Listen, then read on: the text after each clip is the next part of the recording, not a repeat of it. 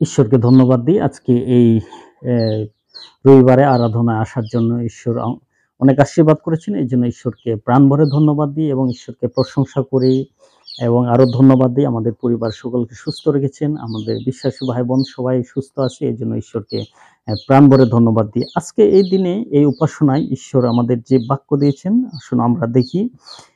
ইব্রিয় 10 অধ্যায় 19 থেকে 25 পদ পর্যন্ত আমি বিশেষ বিশেষ পদগুলো পড়ে শোনাচ্ছি, মনোযোগ সহকারে শুনবেন। এখানে লেখা আছে, ঈশ্বর নামে পাঠ করি। অতএব হে ভাতৃগণ, যিশু আমাদের জন্য তিরস্করিণী দিয়া অর্থাৎ আপন মাংস দিয়া সেই পথ সংস্কার করিয়াছেন। আমরা সেই নতুন ও জীবন্ত পথে যিশু রক্তের গুণে পবিত্র স্থানে প্রবেশ করিতে সাহস প্রাপ্ত হইয়াছি এবং ঈশ্বরের গৃহের উপরে নিযুক্ত মহান এক যাজকও আমাদের আছেন। এই জন্য আইসো, আমরা সত্য হৃদয় সহকারে বিশ্বাসের কৃত্য নিশ্চয়তায় ঈশ্বরের নিকটে উপস্থিত হই। আমরা তো হৃদয় প্রণক্ষণ পূর্বক মন্দ হইতে মুক্ত এবং সূচি জলে স্নাত দেহ বিশিষ্ট হইয়াছি। আইসো, আমাদের প্রত্যাশার অঙ্গীকার দৃঢ় করিয়া ধরি, কেননা যিনি প্রতিজ্ঞা করিয়াছেন তিনি বিশ্বস্ত।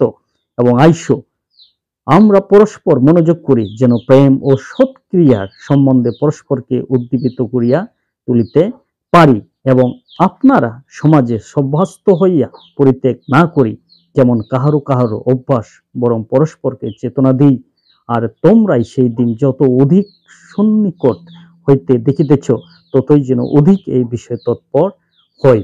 প্রভু আমাদের আশীর্বাদ করুক। আজকে আমরা এখানে দেখলাম যে আমরা ঈশ্বর আমাদেরকে কেমন ভাবে তার পুত্র হওয়ার অধিকার দিয়েছেন এবং আজকে আমরা কিভাবে এই তার গৃহে প্রবেশ করতে পারতেছি। কারণ হলো, পুরাতন নিয়মে যদি আমরা দেখি যে পুরাতন নিয়মে যখন মানুষ পাপ করত তখন তারা কিন্তু জেরুজালেম মন্দিরে আর প্রবেশ করতে পারতো না। জেরুজালেম মন্দিরে প্রবেশ করার জন্য আবার তাদের কি করতে হতো? বলিদান দিতে হতো। তো আজকে আমরা অনায়াসে একটা স্বাধীনভাবে একটা আনন্দ সহকারে আমরা ঈশ্বরের গৃহে প্রবেশ করতে পারতেছি। কেন প্রবেশ করতে পারতেছি? এর কারণটা হলো, ঈশ্বর তার পুত্র যীশু খ্রিস্ট তিনি আমাদের পাপের জন্য পাঠিয়েছিলেন এবং যীশু খ্রিস্ট তিনি কালভারি ক্রুশে কি করলেন? আমাদের পাপের জন্য তিনি রক্ত সেচন করলেন এবং আমাদেরকে তিনি পাপ থেকে মুক্তি করলেন, শুচি করলেন এবং শুদ্ধ করলেন। সেটা বাইবেল এখানে পরিষ্কার করে বলছে। এই কথা বলছে যে, এবং ঈশ্বরের গৃহের উপরে নিযুক্ত মহান এক যাজক আমাদের আছেন। তিনি মহান যাজক হলেন যীশু খ্রিস্ট। আমরা জানি যীশু খ্রিস্ট একজন যাজক ছিলেন, যীশু খ্রিস্ট একজন ভাববাদী ছিলেন, যীশু খ্রিস্ট একজন রাজা ছিলেন। আমরা জানি যীশু খ্রিস্ট তিনটা অফিস।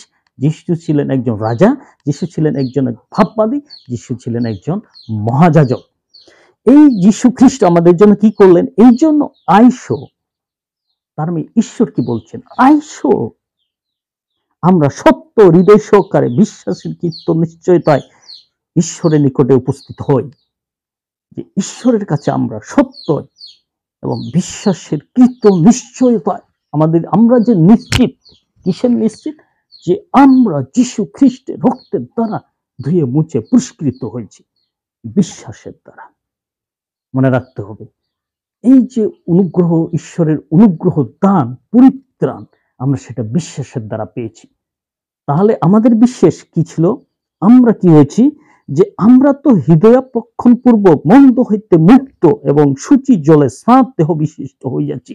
যীশু খ্রিস্ট রক্তের দ্বারা আমরা ধুয়ে মুছে পুরস্কৃত হয়েছি এবং বাপ্তিস্ম গ্রহণ করেছি। এখন আমরা সূচি প্রাপ্ত হয়েছি, যীশু রক্তের দ্বারা আমরা ধুয়ে মুছে পুরস্কৃত হয়েছি। সেই বিশ্বাস যেন আমাদের থাকে। সেই বিশ্বাস যদি থাকে আমাদের, তাহলে আইসো, আমরা ঈশ্বরের গৃহে প্রবেশ করি, ঈশ্বরকে আরাধনা করি। এবং বলছে আইসো, আবার বলছে তিনবার আইসোর কথা বলছে। এর জন্য একটা গুরুত্বপূর্ণ বিষয়। একবার আইসো বলেছে এবং বলেছে যে আমরা তো কি হয়েছি? সূচির জলে স্নাত দেহ বিশিষ্ট হয়েছি। দেখেন প্রিয় বিশ্বাসী ভাই বোন, আমরা কি যিশু রক্তের দ্বারা আজকে ধুয়ে মুছে পুরস্কৃত হয়েছি? আমরা কি সূচি হয়েছি? আমরা কি ঈশ্বরের এই মন্দিরে, ঈশ্বরের এই গৃহে আসার অধিকার প্রাপ্ত হয়েছি? আমি কি ধুয়ে মুছে পুরস্কৃত হয়েছি যিশু রক্তের দ্বারা? আমি কি যিশু রক্তের দ্বারা ধুয়ে মুছে পুরস্কৃত হয়েছি এবং জলে বাপ্তিস্ম নিয়েছি? যদি আমি না নিয়ে থাকি, খ্রিস্টতে প্রিয় ভাতৃগণ, যদি না নিয়ে থাকি, আসুন আমরা চিন্তা করি, ঈশ্বর, তুমি তোমার পুত্র যীশু খ্রিস্টকে আমার পাপের জন্য এই পৃথিবীতে পাঠিয়েছিলে এবং তিনি আমার পাপের জন্য কালভারি ক্রুশে প্রাণ দিয়েছেন। তিনি আমার পাপের জন্য রক্ত সেচন করেছেন এবং সেই রক্তের দ্বারা আমি আজকে ধুয়ে মুছে পুষ্কৃত হয়েছি। আমি বিশ্বাস করি প্রভু। আসুন আমরা চিন্তা করি।